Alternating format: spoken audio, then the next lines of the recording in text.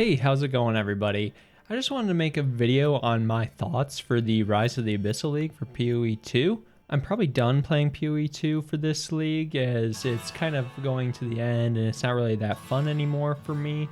I'm going to start preparing for the new PoE 1 league coming at the end of this month. So on stream, I'm going to be playing mostly PoE 1, just kind of, figuring out what my league starter is going to be, and then also playing some variety games because Battlefield 6 actually comes out the day that I'm recording this, so I'm super excited for that. Should be really fun. I'll play that some on stream. And I will be posting some videos about Path of Exile 1 leading up to the new league. What are some tips and tricks? What league starter am I going to do? So make sure to subscribe to the channel and like this video. And also comment down below what kind of tips or tricks you want for PoE 1. And I'll try to make those videos for you guys. So for the 0.3 league for Path of Exile 2, I just wanted to go over the good and the bad. The bad first. Then at the end of this video, I'll go over my favorite parts of the league, and overall the best part of the league is the very last thing I'll cover. So one of the things that I struggled with a lot this league was the end game. I mean, I made, probably 100, 200 divines this league. Nothing crazy, but pretty good for me. But the end game farming strategies just weren't very fun. They did remove the towers, which I liked, or well, the towers are still in the game, but no longer juicing with the towers. I did like the fact that they removed them from juicing, but I still think there's something that's missing about the end game. I'm just not really having fun. It kind of feels bad, and my character even has 150% rarity, which is like really good rarity, and you're supposed to be dropping some pretty good loot, and I'm juicing and stuff. It just doesn't feel good. The mapping at endgame just feels extremely tedious even without the towers. I don't really know how to put it into words correctly, but in Path of Exile 1 you can kind of just like focus farm exactly on what you want to do. You can run the same exact map over and over again, the same exact strategy over and over again.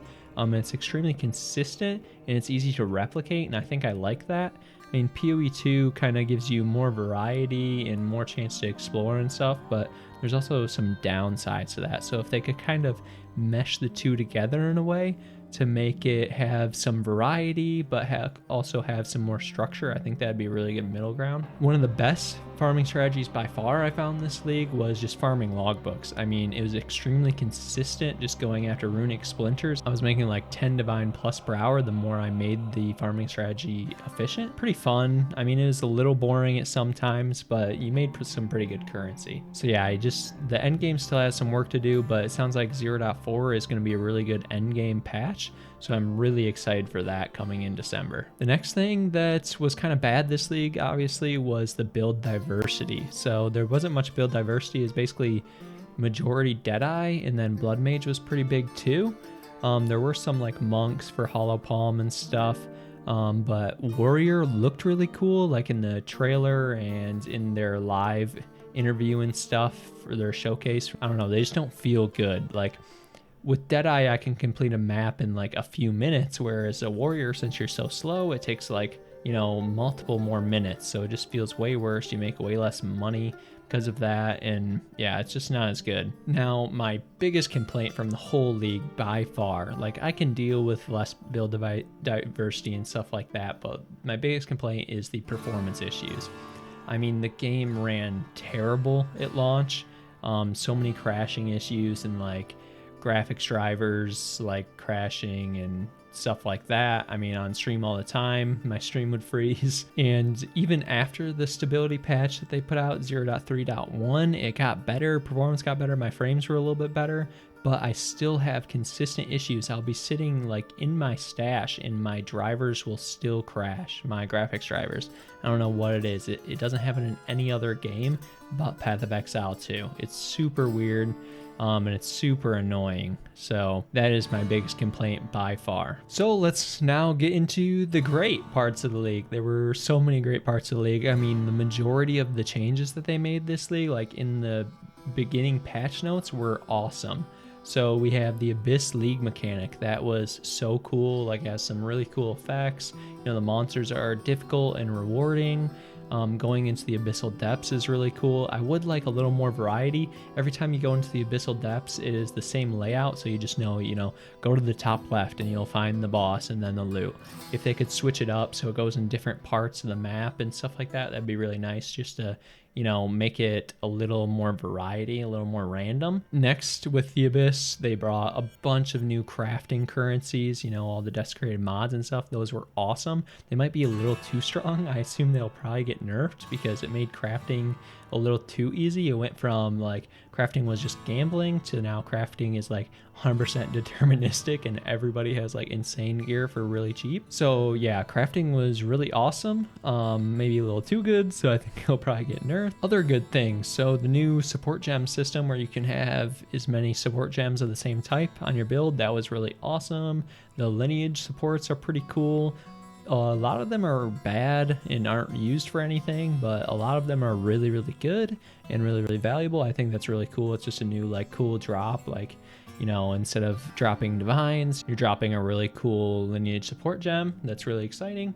It makes your build a lot better. Next, the changes to the Atlas passive tree were really cool. So in the bosses areas for like Breach and everything like that, Simulacrum, map bosses, stuff like that. That was really cool. I like how they changed everything to splinters instead of before you had like breach stones and then you had like the invite to the ritual boss and stuff like that. I'm glad everything's just splinters now and you have to beat the different tiers to get more points. I think it's a much better system. You start off with 2 instead of 0.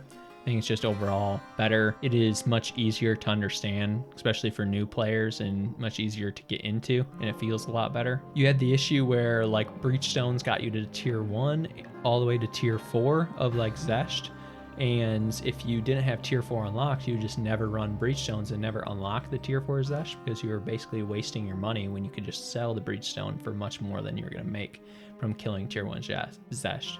So that just wasn't good, and now it's a much better system where it's 50, 100, and then 150. Also, the passive skill tree was updated and they added a bunch of passive nodes and it made the tree feel a lot better.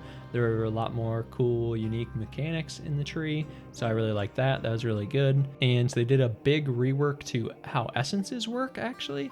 And essences are really good now. They are part of why crafting is kind of insane now. I mean, you can add just like +4 projectiles to bows or like +7 melee skills, crazy stuff like that, which make builds way better.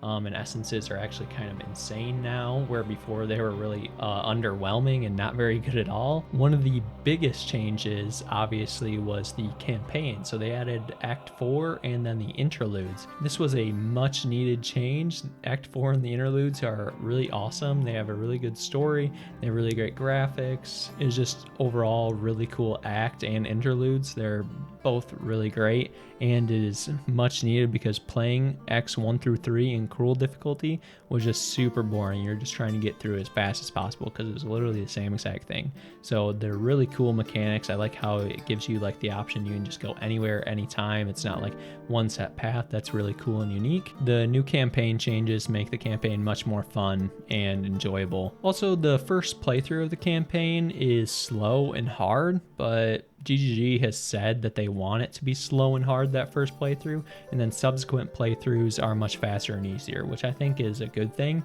You want that first one kind of be a grind and be hard, and then once you have like gear built up, you can, make like a twink character and then level through the campaign really, really fast because, it's kind of tedious going through it multiple times, so it should be a little faster. The absolute best part of this entire league by far, like you should just call this league the Trade League, because the asynchronous trade was an absolutely amazing addition. It was so good. Like asynchronous, I haven't set up this entire league a single stash tab to do synchronous trade in. I haven't done a single synchronous trade this entire league. It has all been asynchronous, and I think the majority of people do asynchronous trade as well because it's so easy. You can stay in your maps and you can sell stuff. If people are offline or they quit the league, they can still sell their stuff. You can still buy from them. It makes the game feel so much more alive. It helps keep prices down so like people aren't gouging, and also it stops like the people who price fix, so they put up an item for like 1k chaos orb, and then the real price is like 10 divine orbs or something like that. It's just so cool. It is such a great mechanic. I hope it is in the new PoE 1 League, and it is. I don't see how they can even make it any better, because it's honestly amazing. I mean, there's a few things that they could tweak, but it is so good. The asynchronous trade is amazing. It is by far the best part of this entire league, in my opinion. So that is my thoughts on the Path of Exile 2 Rise of the Abyssal League. If you have any differing opinions from me or anything else that you really enjoyed or really didn't enjoy, make sure to put it down in the comments below. I'll really appreciate that. Like the video, subscribe. Also, go follow me over on Twitch. I stream on Monday, Wednesday, and Friday nights from 9 p.m. to midnight. That's Eastern time. I'd really appreciate you showing support and coming and saying hi. But that is all for this video. I really appreciate you watching, and this is by far the best Path of Exile 2 League to date. Thank you.